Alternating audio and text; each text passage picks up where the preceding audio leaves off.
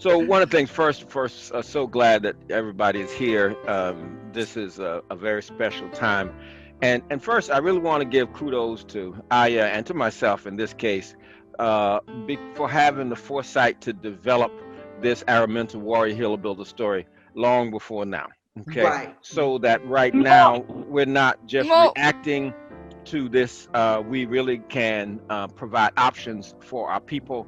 We can take advantage of the controversy and the excitement and the joy and the sadness, all of which this movie brings, um, to tell her warrior healer builder story. Um, and so I'm glad that you are here to join and or continue the ranks of what we're now calling Tubman Tellers. And that's a little bit distinguished from those who were certified to tell her warrior healer builder story, because that story can take up to 3 hours. Okay. But what we want now is for people to know how to tell snippets, know how to feel comfortable telling her story without believing they have to tell the whole story. Okay. At the same time, to take advantage of this opportunity. And so we're going to do about three things today. One, we're going to talk about how to um, facilitate a mini discussion of the movie in a way that provides a platform for you to tell her story. Okay. Because invariably you'll be in audiences where some people will say what they like, some people will say what they don't like. And the key is to not get locked into that, but to honor both of those things and use it as a platform for us being able to say, and let me tell you, what I learned. Okay. And let me tell you one other thing I'm very excited about. Okay. And so that's one thing. It's a simple process and it's really important. It was what was on display, Deborah, at the theater last Saturday, where we created an environment to be able to hold both what people liked and also what they wanted to change. And then at the same time, have it where a large number of folks would go from the theater to the dinner place across the street, and participate. We had about 30 people who came and participated. We took over the restaurant, the whole side of the restaurant, as you know. And so, to me, that's a winning combination. All right. Another thing that we're going to do is actually answer some of your questions that either you have about Harriet Tubman and or historically and or that the movie brought up. All right. And the next thing is we're going to give you some information so that you have in terms of for a story. And the last thing is, since you're wanting to be Tubman Tellers, for any of you who want tips on how do you tell the story, you got issues or question about how would you do it, okay, and do it effectively. So those are the four things we're going to be dealing with this time that we have together. And so let's start with just a little bit. The simplest one is what I recommend and what I used last Saturday when people are excited about or angry about or upset about the movie. Okay, and they may be in all of those places. One of the things that I did after the movie showing there in Haywood was to ask people what they liked about it. And while they were doing that, I would not allow people to say what they didn't like about it. This was only just tell me what you like about it. Okay. And I said we are going to get to it if somebody wants to say what they don't like about it. So you might listen for, or somebody might be saying what they like about it. And I didn't interrupt or try to correct anyone, even if they said something they liked about it that I didn't like about it. Okay. That wasn't the time. Right. The next thing is, what is it? And this framing is important. Before I went to what we're going to, where the section of what is it that you would like to change or would like to have seen done differently, and that wording is important, I ask folks, can you hold on to the part that you liked about it, even if those others, someone next to you, says things that they didn't like about it or that they would like to change? Can you hold on to what you liked, even if somebody says some things that they didn't like or they would want change? And I asked them to commit to that. Okay, this was important because I wanted them to get to that both and space. where even if they heard somebody said they didn't like something or they wanted something changed, that they could trust themselves to hold on to what they liked. Okay. And so that was the purpose of that, to help build that trust in themselves. Okay. My asking them, will they do that? And can they do that? All right. And to have that public agreement and other people saying yes, yes, yes. All right. Is affirming and uh, encouraging trust in themselves, and in some ways making a public agreement. All right. The next then was to have folks say, what is it that you would have changed, or would you like to have seen done differently or portrayed differently? It is strategic not to say, what is it that you didn't like? Okay. Now I know on the front end, it's what is it that you liked? Okay. On the back end, it makes it personal. And so it encourages folks not to go universal and make universal kind of statements and condemnation statements about it universally. Okay. And about Hollywood and all of that. Okay. It encourages, one other thing that it encourages us to get into the director's chair, into the script writer's chair, into the screenwriter's chair.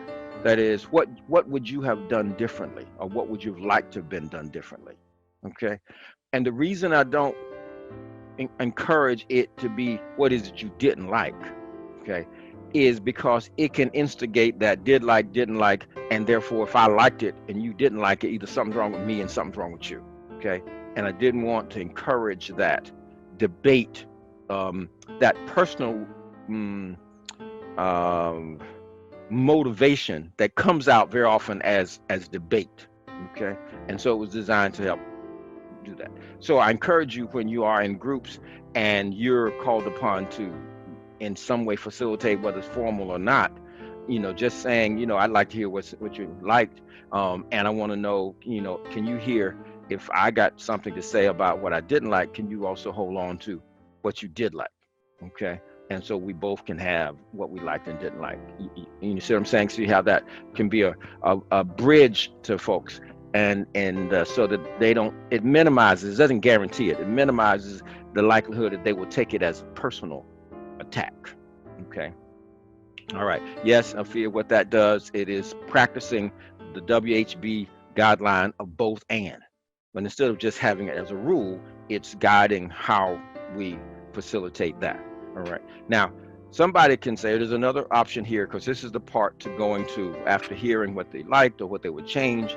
You say, what I really like is this Aarminta's Warrior Healer Builder story, or this is what I've learned about Aarminta. Okay. Either this is something that they hit on in the movie, and they, I learned something more about that, so I want to expand on that. Or here is something that they missed totally, and so you shift the excitement to the story that you're going to tell. Okay. And then boom, that's when you drop some information on it. Okay. And now what's clear here is you have some things that you are excited about. All right, that you are about her story. Some can be extensions from the movie. Okay. And we'll talk about some of those. And some can be, for example, when I say extensions from the movie, in the movie they had her pray that the captor was killed. All right. Right. And you can say, you know what? That's true. There were 3 other stages to that prayer ritual that they missed. And let me tell you about those. Okay. Or you can say, they mentioned the Dover 8. You remember when she said she had to go back home and get her father and mother? Well, and she mentioned something about the Dover 8. Man, that story of the Dover 8, bad. Okay. And she had to go get her dad because her dad was helping the Dover 8. Let me tell you a little bit about that. Bam. Okay. You see how you're building on, in that case, the movie. You can say, now they portrayed her brother. I got another story about her brother. And they even mention this a little bit, but if you don't know the whole story, you don't get it. And then you tell the story about the brother and his having to make a choice between his staying with his wife or making the trip. Okay. So that's partly the transition. And please try not to use the word but in any of this. Okay. Please use ands. Okay. Um, if somebody likes something you didn't, still use and. Okay. But can have another kind of effect. And the key is what we're trying to avoid is getting our sense of power from how well we critique the movie. Okay. Instead, we're getting our sense of power from using our power to tell her story, her warrior, healer, builder story. Okay. Yes, Father. Hi. Ayodele, can you answer Baba Kojo's question? I don't know if she heard it. We were trying to find directions and looking for her. Oh, no question. He asked, how many siblings did she have? Well, she had, I believe, four other sisters and four brothers. So I believe she had eight siblings altogether. Mo. All right. So let me. That's where I got the 9 from. I forgot her. Right. Said he had 9. Where the hell did you get 9 from? I forgot her. Okay. Right. So, and here you see on the screen, and y'all will have access to this. Aarminta, Harriet Tubman family, her grandmother Modesty, her parents Harriet Green and Ben Ross, and then from there, these are her sisters. Of course, with her in there, that's 5. With Lena, Sophie, Mariah Ritchie, and Rachel, and the dates that they were born. Of course, Aarminta's 18, 20, or 22, depending on who you're asking. Which means when somebody says she's 11, she could be 11 or 13. There's that range there. Her brothers, 4 of them. So you're absolutely right. Ayodele, she has 8 brothers and sisters. Together they make 9. She had 2 husbands, John Tubman Nelson and Nelson Davis. And Nelson and she adopted a daughter, Gertie Davis. Wonderful. I have a question. Which 2 sisters were sold? Excellent. That's Soph. Ayodele. Mama, you're gonna need to do some translation. The question is, which 2 sisters were sold? I don't remember this one. Not a problem. The question is Lena and Sophie. Okay. All right.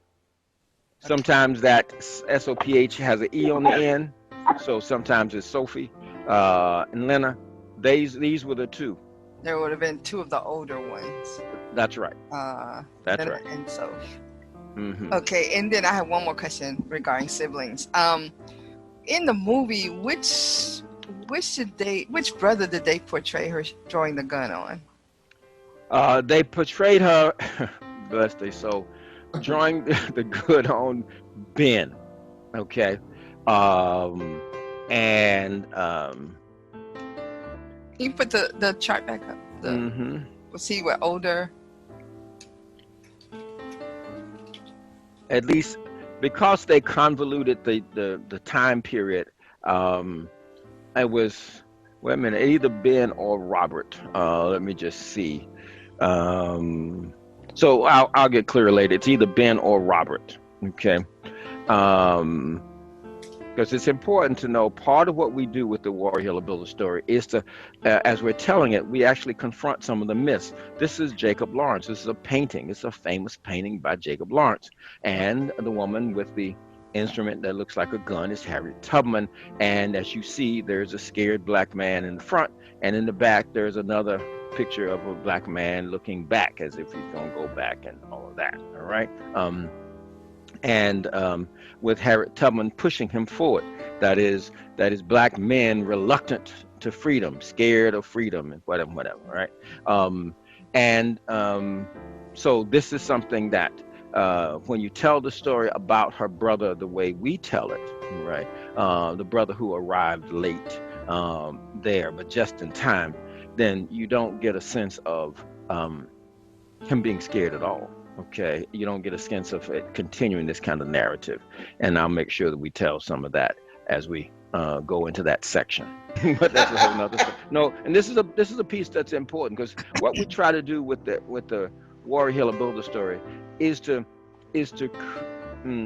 correct distortions of injected oppression that would hurt us to this day. Okay, and one of them is that we weren't prepared. One of them was we didn't carry weapons. So think about over your whole life of different stories, not just this movie, of Africans running for captivity, running for freedom. How many of them do show when a person runs, they have any weapons in their hand? Okay, so this is the one that really got my attention for myself and my own injected oppression. That all these years that I've seen these pictures, that didn't look strange to me. You know, you see the pictures of Africans running away, and their hands are free. I mean, there's nothing in their hands. I mean, I don't know when you point that out.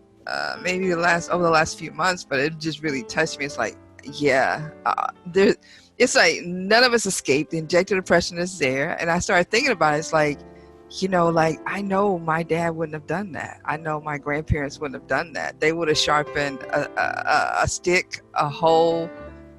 There would have been a broom handle. There would have been some kind of sharp object, some kind of razor, something to cut, something to hit with, something to shoot with if possible. And that's probably why in the movie, when I saw Aarminta throw the gun on the ground, it's like all the black people at that time who could have used a good shotgun. Like, are you serious? That's ludicrous. And I missed it. I missed it all these years. Excellent. So all these years. So the notion of people just running without weapons, without thinking about it, without preparation, okay, it continues to more like hero shiro kind of movie. So speaking of that documentation, this is from the Earl Conrad's book. It's page 102. The name of the book is simply Harriet Tubman. The author is Earl Conrad, and so Steele, upon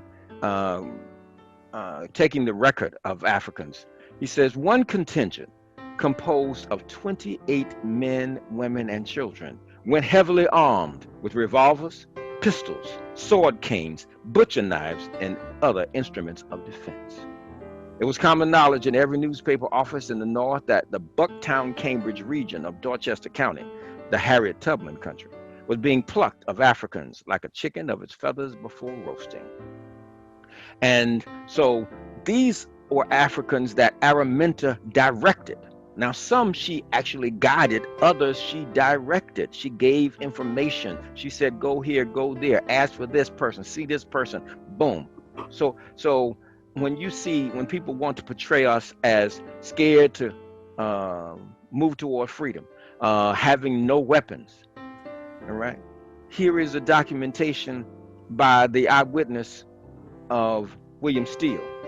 You've been listening to 18 minutes from our 2-hour class, the first class preparing you and others to become Tubman Tellers. This is an excerpt just to let you know what was going on and what we covered, just a little bit, a snippet of what we covered. If you have registered, then you'll get the full 2-hour recording and be ready for the next session on the 23rd. If you have not, maybe this will entice you to go ahead and register so that you can participate fully. You will, when you register, get the 2-hour session that we did on yesterday, and of course be eligible for participation in the next section. Our goal is to become Tubman Tellers, telling the story of Aarminta, her warrior story, her healer story, her builder story. We want to tell Aarminta, Harriet Tubman's story in ways that will inspire us to become better warriors, challenging people, policies, and practices that oppress us, to become better healers, healing from the wounds of oppression, and builders, those who can build with and for our people. See you on the 23rd.